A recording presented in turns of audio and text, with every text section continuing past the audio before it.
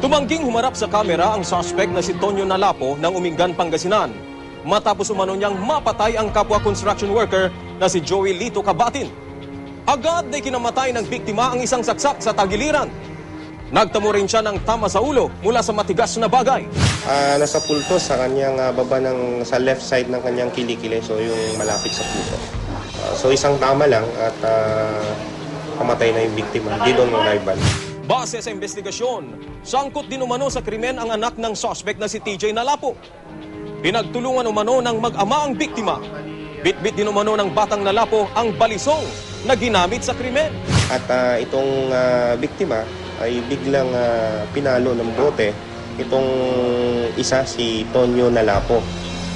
And then nung nakita nga ng tatay din, nung pinalo ay biglang tumulong din yung tatay niya, hinawakan, sinakal, and then yung pinalo ng bote, yun yung sumaksak doon sa victim, si Joey Lito Cabatin.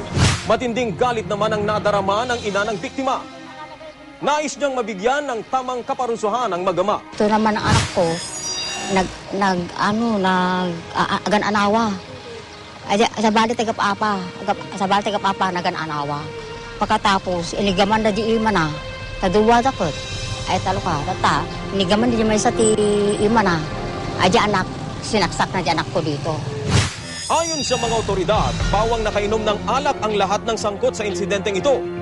Posible umanong ito ang sanhi ng hindi nila pagkakaunawaan.